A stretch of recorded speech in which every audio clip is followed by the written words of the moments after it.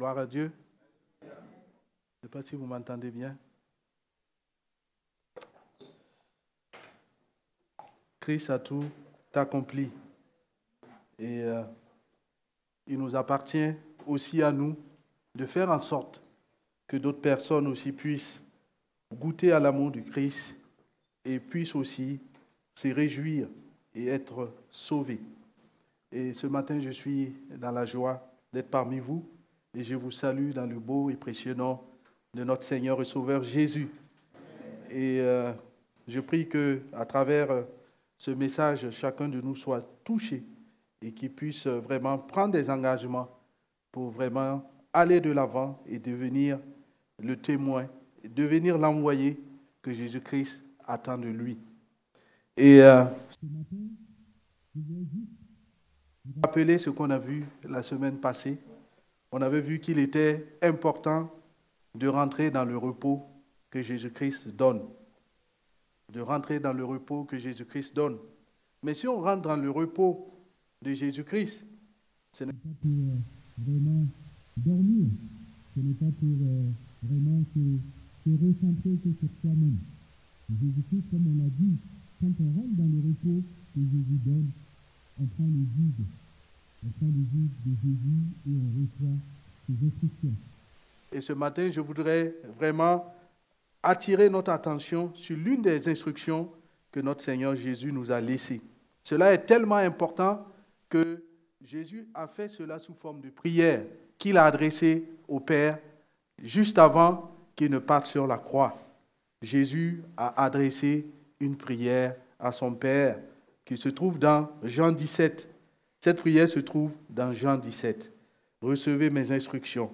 Si on est dans le repos du Seigneur, on doit recevoir ses instructions. Alors, le passage que je vous invite à lire ce matin se trouve dans Jean 17, le verset 17 à 20.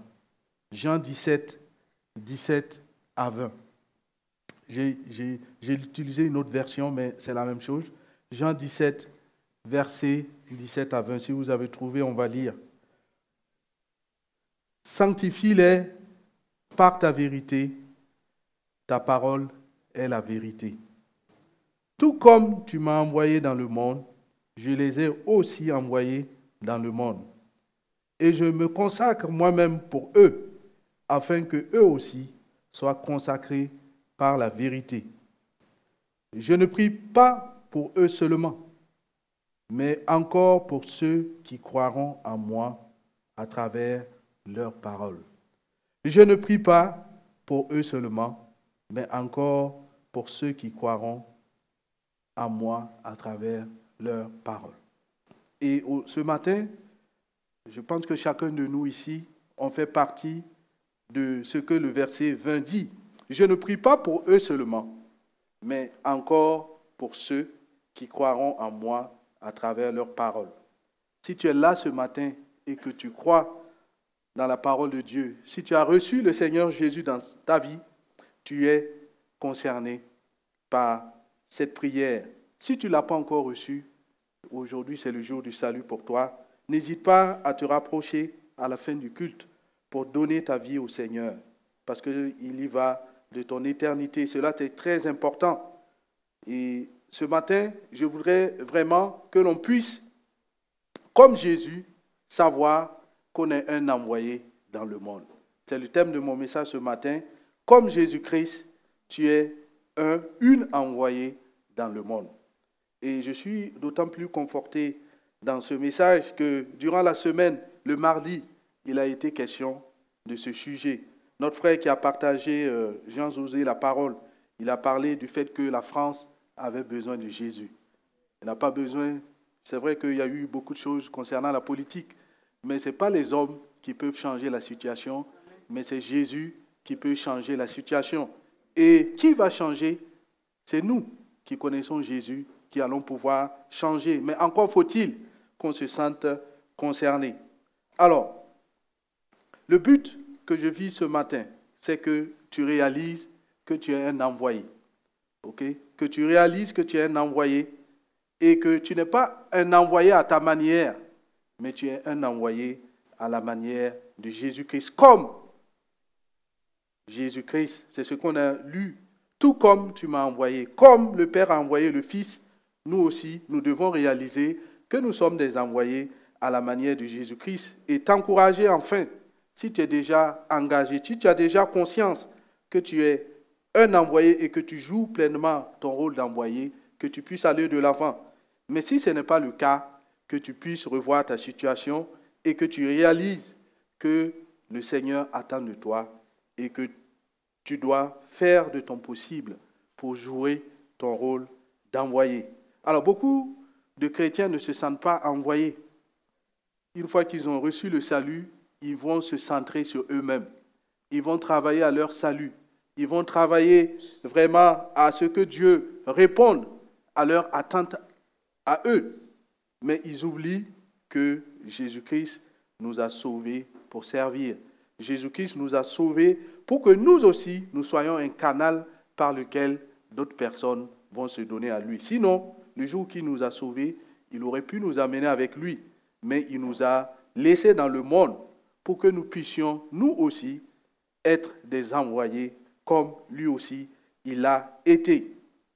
Alors, si on ne prend pas en considération cette instruction du Seigneur, comme je dis, on va rester centré sur nous-mêmes. On va vraiment, souvent même, rentrer dans une certaine religiosité, parce que tout tourne autour de nous et on ne se préoccupe pas du sort des autres. Donc il est vraiment important que l'on puisse vraiment réaliser que nous sommes des envoyés, comme le Père aussi a envoyé son Fils. Alors, avant d'aller plus loin, j'aimerais qu'on puisse faire comme un diagnostic, que chacun de nous puisse réfléchir sur sa situation. Est-ce que je suis un envoyé? Est-ce que je me comporte comme un envoyé ou pas? Cela est vraiment important dans la démarche dans laquelle je vais nous engager. Que chacun puisse se poser la question ce matin, est-ce que je suis un envoyé? Alors je vais donner quelques caractéristiques, quelques éléments de réflexion pour que chacun de nous, ce n'est pas exhaustif, mais tu pourras continuer cette réflexion toi-même et réaliser à quelle situation tu es, à quelle étape tu es. Est-ce que tu te sens envoyé? Est-ce que tu es un ambassadeur pour Christ dans ce monde ou tu ne l'es pas? Alors, le premier point, c'est le manque d'amour pour les âmes perdues. Est-ce que tu as de l'amour pour les âmes perdues? Est-ce que c'est une préoccupation pour toi? Est-ce que les âmes qui se meurent, ça te laisse indifférent? Ou est-ce que vraiment tu as un cœur pour ces gens qui ne connaissent pas le Seigneur et qui se meurent? Pose-toi cette question. Est-ce que tu es indifférent ou pas? Est-ce qu'il t'arrive de prier pour ces personnes qui ne connaissent pas le Seigneur? Est-ce qu'il t'arrive d'intercéder? Il y a des personnes qui sont autour de toi qui ne connaissent pas le Seigneur, d'autres que tu ne connais pas. Est-ce qu'il t'arrive de prier pour ça? Ça, c'est un deuxième élément de considération. Troisième élément, est-ce que tu entreprends, est-ce que tu mènes des actions intentionnelles pour que des gens connaissent Jésus? Est-ce qu'à travers ce que tu fais, à travers tes agissements, tu as comme but vraiment de pouvoir toucher des gens pour les amener au Seigneur? Ça, c'est un autre aspect que tu dois considérer dans le diagnostic que tu es en train de faire en ce moment. Alors, est-ce que le monde qui est autour de toi, est-ce que ton environnement, les gens qui sont avec toi, remarquent par ton attitude, par ce que tu fais, que tu es quelqu'un de différent? Est-ce que les gens remarquent que tu es quelqu'un de différent? Beaucoup d'entre nous, il arrive que des gens nous disent, mais je ne comprends pas pourquoi tu agis comme ça. Est-ce qu'il arrive que des gens te fassent cette remarque?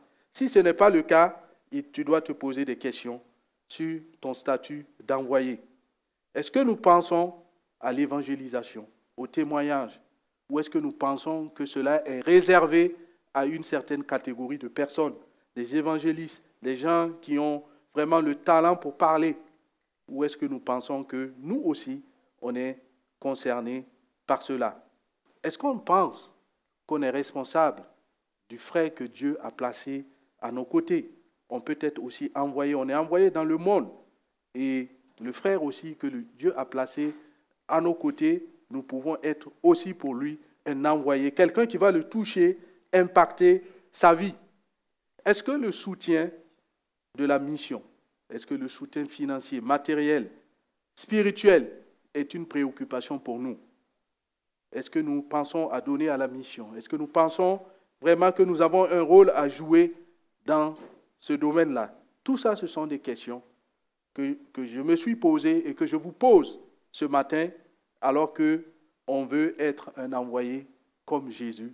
Est-ce que dans notre vie de tous les jours, dans notre vie chrétienne, ce sont des sujets de préoccupation? Est-ce que ce sont des aspects que nous adressons, oui ou non? Ce n'est pas exhaustif. Je te laisse à ta réflexion afin que tu puisses vraiment tirer les leçons et prendre la décision qui convient. Alors, si on examine un peu le passage, il est dit « Consacre-les par ta parole ». Dans ma version NBS, sur Louis II, il est dit « Sanctifie-les par ta parole ». Ta parole est la vérité. Qu'est-ce que ça veut dire? Je me suis posé des questions parce que ce n'est pas évident à comprendre. Sanctifie-les par ta parole. Ta parole est la vérité. Alors, j'ai regardé dans d'autres versions où il est dit, beaucoup plus facile à intégrer, fais qu'ils t'appartiennent entièrement par ta parole. La vérité. Jésus-Christ est la vérité. Fais qu'ils t'appartiennent entièrement. Je pense qu'une des conditions nécessaires pour pouvoir être un envoyé, c'est de se consacrer entièrement à Jésus-Christ. C'est de se sanctifier. Parce que, alors que nous allons être un témoin, alors que nous allons être un envoyé, il ne faut pas que nous puissions nous oublier nous-mêmes. Parce que Jésus nous dira plus tard qu'il ne connaît pas vraiment ceux qui commettent l'iniquité. Ok?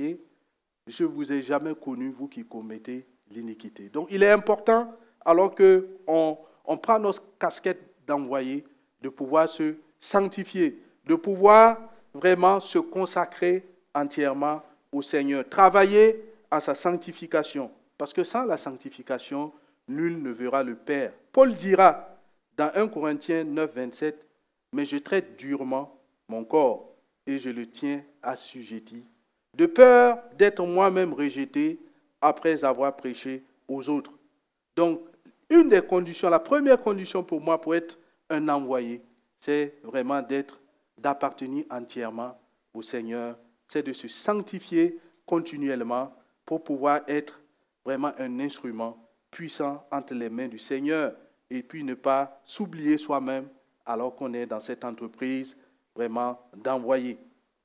Alors, deuxième chose, dans ce passage, il est dit qu'on est envoyé dans le monde. On est envoyé dans le monde. C'est quoi le monde pour nous?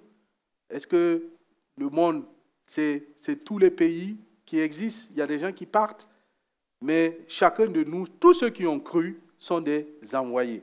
Et le monde ici, Jésus va le préciser un peu plus tard lorsqu'il va ressusciter, n'est-ce pas? Il va dire, vous serez mes témoins à Jérusalem, dans toute la Judée, dans la Samarie et jusqu'aux extrémités de la terre. Si on est un envoyé, c'est qu'on est envoyé quelque part. Et vraiment, on a besoin de réaliser que là où on a été envoyé par le Seigneur. Dans notre famille, dans notre lieu de résidence, dans notre travail, le milieu professionnel, dans notre milieu d'études, à l'église, partout où on doit se sentir envoyé par le Seigneur. On n'est pas là par hasard. Et il est important de le réaliser et de savoir qu'on est un envoyé pour pouvoir jouer ce rôle. Alors, une chose, c'est de se sentir envoyé, mais envoyé de quelle manière? Comme Jésus, comme le Père m'a envoyé, moi aussi, je vous envoie. Et je voudrais vraiment qu'on examine la manière avec laquelle le Père a envoyé le Fils, afin que nous aussi, nous puissions être des envoyés de la même manière. Beaucoup de points, j'ai relevé 6 points sur lesquels je voudrais partager avec vous pour que nous puissions être des envoyés à la manière de Jésus-Christ. Alors, le premier point, c'est que Jésus-Christ a été envoyé comme quelqu'un qui n'appartient pas au monde. Jésus-Christ a été envoyé comme quelqu'un qui n'appartient pas au monde. Dieu a fait le monde, mais le monde ne l'a point connu. Il est maintenant sous la domination du prince de ce monde, Satan. Et Jésus-Christ, le saint enfant de Dieu, est venu et il a été appelé fils de Dieu. Donc, nous aussi, quand nous donnons notre vie au Seigneur, à tous ceux qui l'ont reçu, à tous ceux qui croient en son nom, elle a donné la parole, le pouvoir de devenir enfant de Dieu. Et donc, nous aussi, comme Jésus, nous sommes envoyés dans le monde, mais nous ne sommes plus du monde. Et nous sommes envoyés comme les fils de Dieu. Et nous devons le réaliser parce que cela y va de la manière dont nous allons entrevoir les choses. Nous restons dans le monde, mais nous sommes devenus des enfants de Dieu. Nous sommes des ambassadeurs pour Christ dans ce monde et nous ne devons pas nous conformer au monde parce que nous avons été renouvelés. Notre intelligence a été renouvelée et nous devons réaliser que nous sommes des enfants de Dieu et nous sommes envoyés dans le monde et que nous ne sommes pas du monde. Et Jésus, lorsqu'il était sur la terre, qu'il a été envoyé sur la terre, il ne se comportait pas comme les gens de ce monde. Je me rappelle lorsque la femme adultère voulait être lapidée, ça correspondait à la loi de l'époque.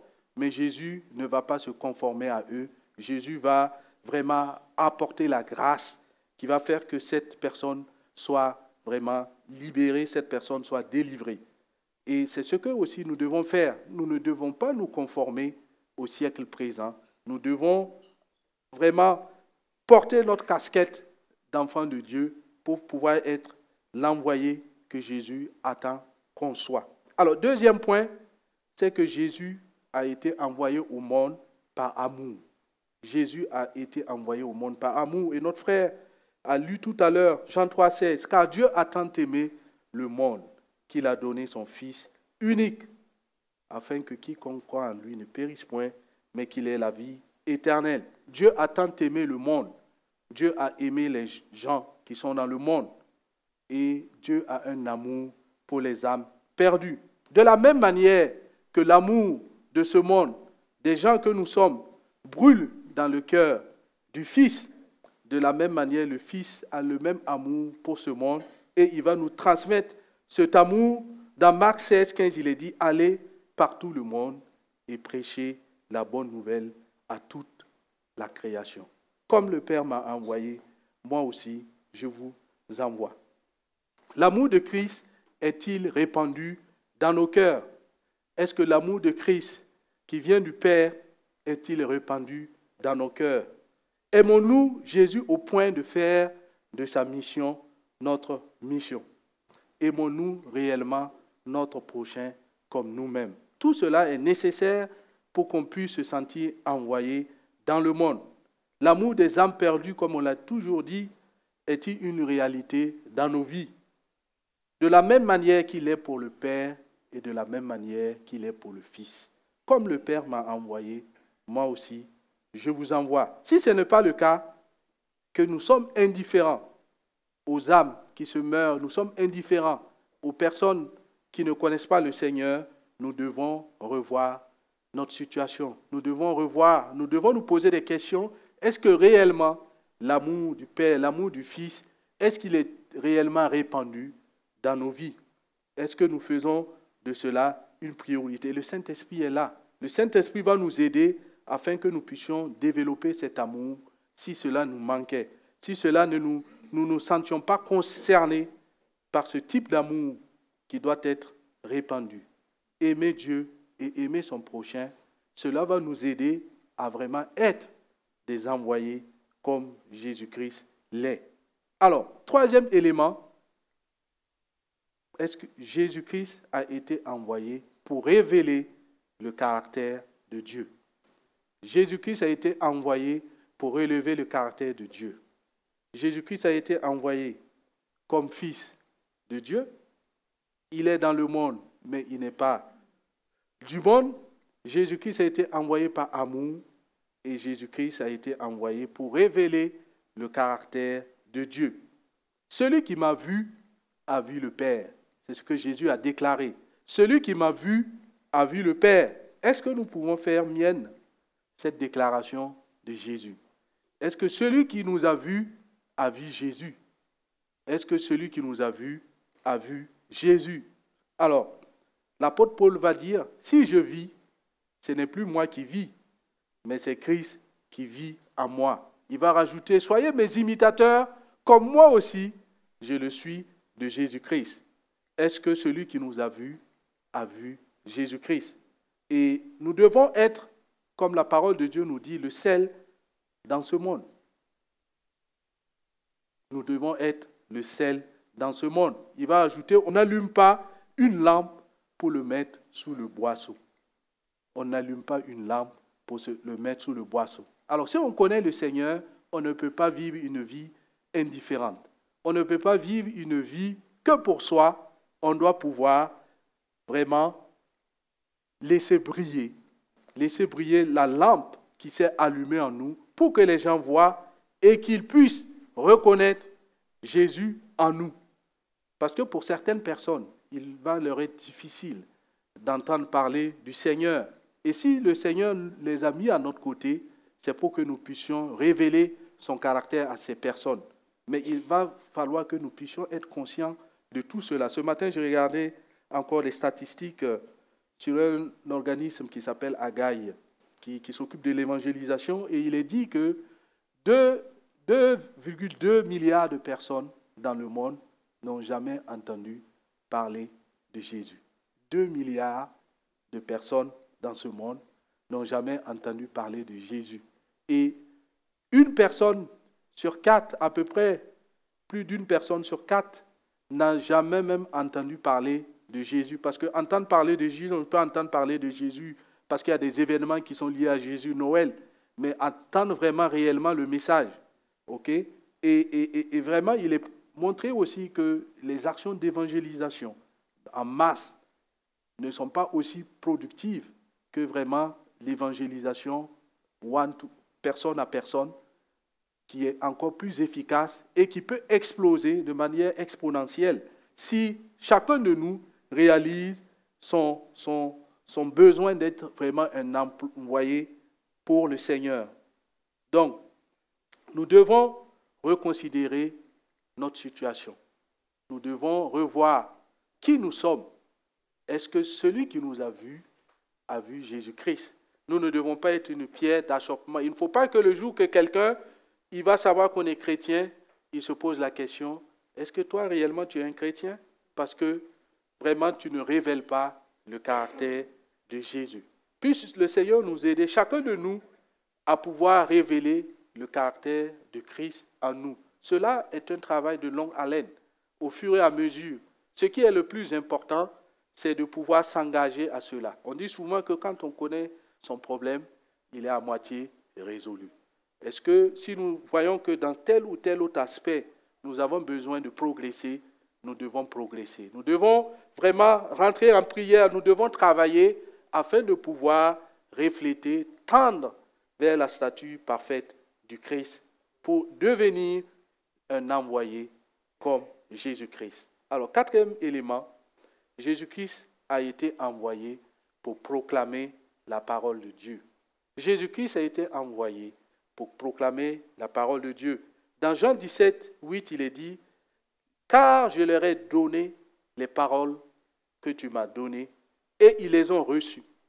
Car je leur ai donné les paroles que tu m'as données, et ils les ont reçues. » Alors, il est bien vraiment de se comporter, il est bien vraiment d'avoir le caractère de Jésus en nous, mais nous ne devons pas pour autant nous taire. Chaque fois que l'occasion se présente, nous devons ouvrir la bouche. Beaucoup de gens n'osent pas ouvrir la bouche pour parler de Jésus parce qu'ils ont peur, parce qu'ils ont honte de Jésus. Jésus dit, celui qui aura honte de moi, j'aurai aussi honte de lui. C'est facile de le dire, mais dans la réalité, l'environnement dans lequel on est n'est pas facile. Beaucoup de choses, vraiment, nous confortent souvent, nous permettent de rester dans un certain confort quand il s'agit de parler de Dieu parce que l'environnement nous l'interdit. Mais Jésus-Christ nous demande vraiment de proclamer la parole de Dieu. Et si on est vraiment conscient de notre statut d'envoyé, on ne va perdre aucune occasion pour parler du Seigneur. Alors que quelqu'un va s'approcher de nous, qu'il va nous parler de son problème, parce qu'il a été attiré, parce qu'il a vu le caractère de Dieu en nous, c'est peut-être l'occasion pour toi de pouvoir prendre cette opportunité et de lui parler de Dieu. Je prie que le Seigneur te donne de pouvoir exploiter toutes les opportunités qu'il met à ta disposition pour pouvoir parler de lui. Il m'est arrivé que des gens viennent me voir et qu'après je me dise, mais tiens, c'était l'occasion pour moi de pouvoir parler de Dieu. Mais c'était trop tard. Et il faut qu'on soit conscient parce que quand on n'est pas préparé et quand on n'a pas cette stratégie de manière intentionnelle, quand quelqu'un va nous voir, ben on va lui donner des conseils de manière générale. Mais on va oublier d'apporter le conseil de Dieu, prendre l'occasion pour proclamer la parole de Dieu. Comment entendront-ils parler si personne ne leur parle? Notre comportement ne suffit pas. C'est vraiment nécessaire. La communication non verbale, n'est-ce pas, nuit à la communication verbale. Mais si on ne dit rien, rien ne va se passer. Peut-être que les gens vont penser qu'on est gentil, qu'on est quelqu'un de bien, etc. Il y a beaucoup de gens qui sont gentils dans ce monde, mais qui n'ont pas Jésus. Et donc, nous devons clarifier la situation pour que les gens comprennent pourquoi nous agissons de la sorte. Pourquoi nous agissons de la sorte. Et c'est vraiment important de proclamer la parole de Dieu. Qu'on soit prêt vraiment à donner, vraiment à expliquer à tous ceux qui demandent raison de notre foi. Ça nous demande d'être intentionnel, ça nous demande de préparer souvent nos témoignages pour qu'au moment venu, nous soyons prêts à être efficaces, nous soyons prêts à apporter le conseil de Dieu, la parole de Dieu. Et Dieu a souvent travaillé nos vies de telle manière que notre vie peut être vraiment apporter un impact dans la vie de quelqu'un qui s'approche de nous. Encore faut-il qu'on lui parle et qu'on puisse vraiment rétablir Jésus, parce que c'est Jésus qui a fait pour nous et nous devons aussi montrer, donner la gloire à Dieu pour que les gens sachent que nous sommes ce que nous sommes à cause de Jésus. Beaucoup de gens, moi y compris, nous sommes ce que nous sommes à cause de Jésus. Si je n'avais pas connu le Seigneur, il y a beaucoup de choses que je ferais. Okay? Malgré le fait que ça ne soit pas bien dans la moralité, etc., beaucoup de choses qu'on ferait. Beaucoup de gens font des choses pour se faire plaisir, sans limite, parce qu'ils ne connaissent pas le Seigneur. Mais nous avons la grâce de connaître le Seigneur, donc nous devons pouvoir être fidèles à cela et expliquer pourquoi nous sommes ceci ou cela. C'est parce que Jésus a transformé notre vie et cela va faire écho à celui qui nous écoute. Cinquième chose, Jésus a été envoyé pour servir et donner sa vie en rançon. Jésus a été envoyé pour servir et donner sa vie en rançon. Car le Fils de l'homme est venu non pour être servi, mais pour servir et donner sa vie en rançon. Marc 10, 45. Comme le Père m'a envoyé, moi aussi je vous envoie. Pour que chacun de nous puisse donner sa vie en rançon. Donner sa vie en rançon, on ne va plus aller mourir comme Jésus, parce que Jésus est mort une fois pour toutes. Tout est accompli. Mais donner sa vie, c'est donner de soi-même. Est-ce que nous sommes prêts à donner un peu de nous-mêmes, à donner de notre temps, à donner de nos finances, à donner de nos ressources, nos capacités que Jésus a mis à notre disposition pour le bien de l'Évangile, pour le bien vraiment de notre statut d'envoyé? Est-ce que nous sommes prêts à cela? Cela est vraiment important. Et nous devons nous comporter comme des serviteurs. Nous ne devons pas être des gens qui sont dans un statut, des gens qui attendent toujours d'être servis. Okay? Quand on vient à l'église, quand on vient au Seigneur, beaucoup de gens se positionnent en bénéficiaires, mais pas en serviteurs. En bénéficiaires des bénédictions de Dieu, mais jamais ils ne se positionnent dans le statut de serviteur. Serviteur, partout où on est, on doit revêtir le statut de serviteur. Ne pas toujours attendre qu'on fasse pour nous. Mais Jésus, il a toujours fait. Il est même allé jusqu'à laver les pieds de ses serviteurs.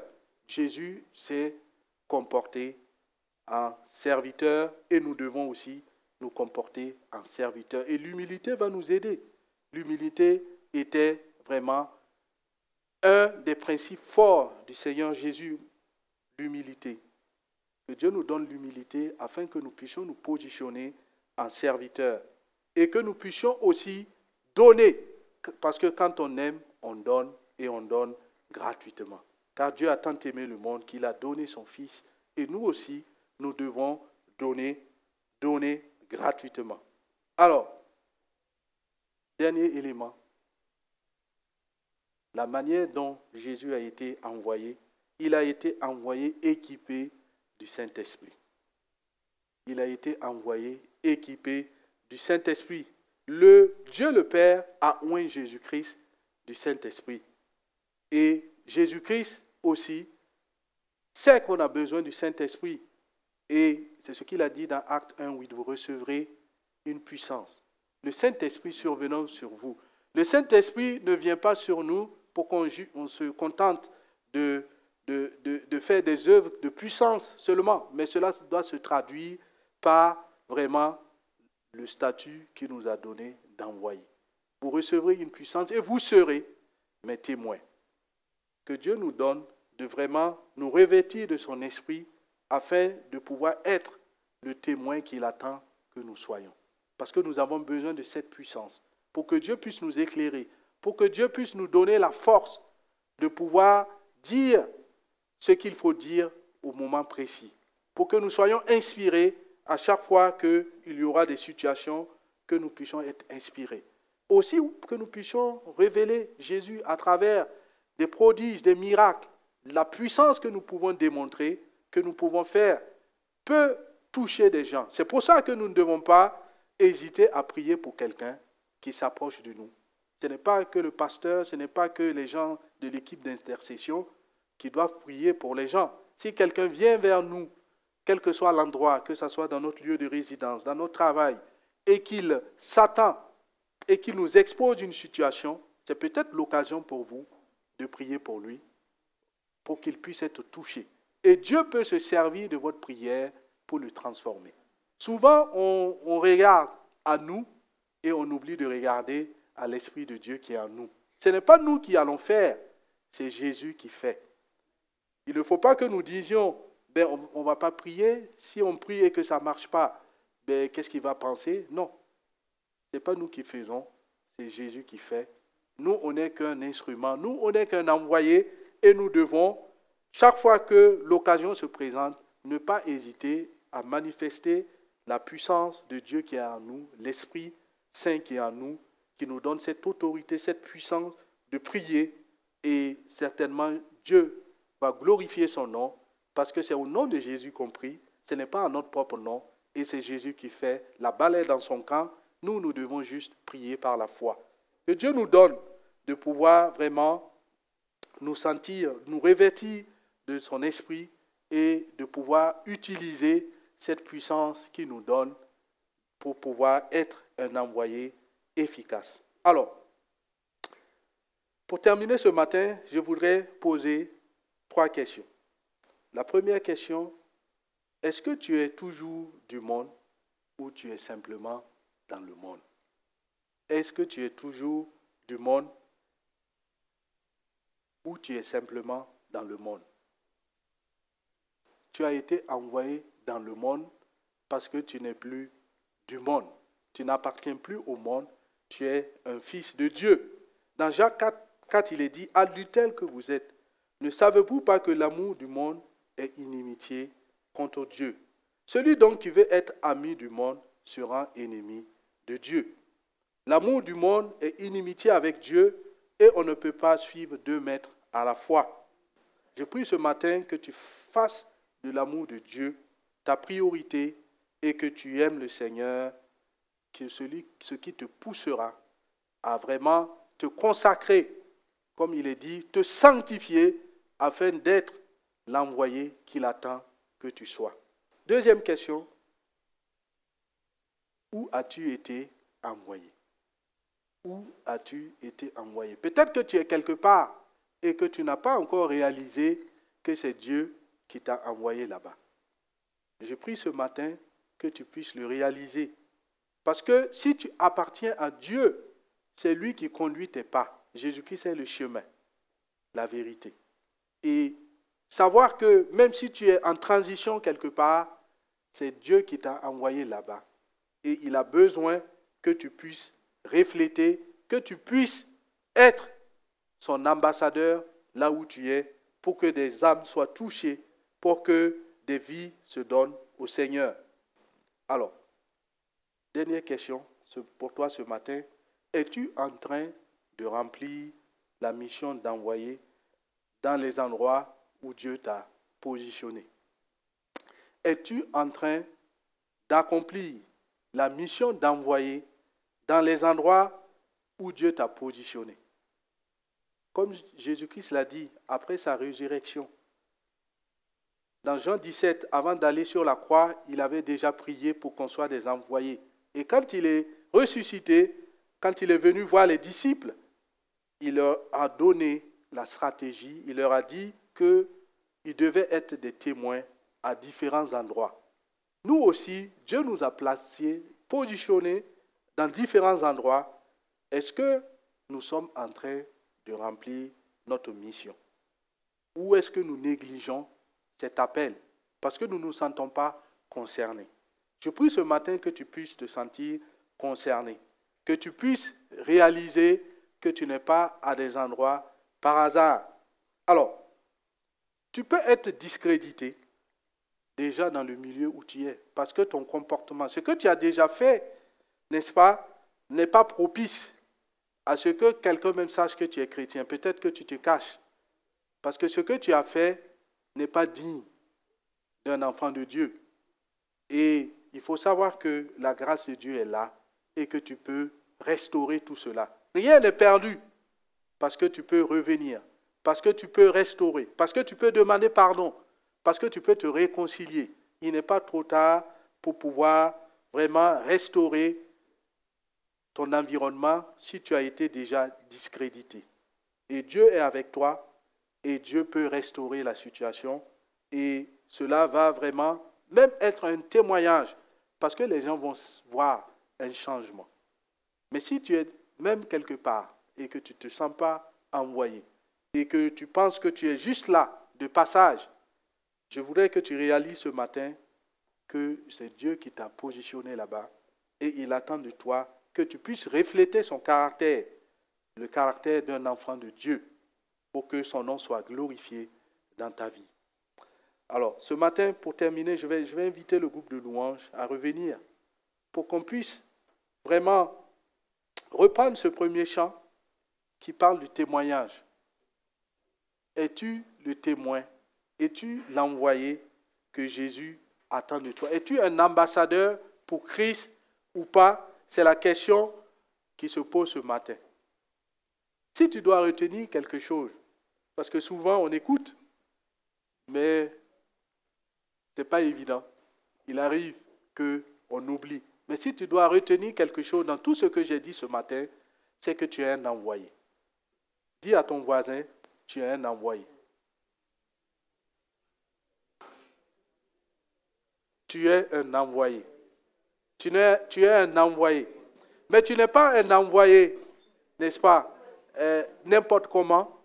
Comme le passage qu'on a lu l'a dit, comme le Père m'a envoyé, moi aussi je vous envoie. Tu es un envoyé à la manière de Jésus-Christ et tu dois te comporter de la sorte pour que le nom de Dieu soit glorifié, pour que le royaume de Dieu se multiplie et atteigne les extrémités de la terre. Et ça commence aussi déjà dans ton monde à toi, dans le monde dans lequel Dieu t'a positionné. Que toute la gloire revienne à notre Seigneur. Et nous allons chanter, après on va prier, pour que Dieu puisse aider chacun de nous à être véritablement l'envoyé qu'il veut que nous soyons. Amen.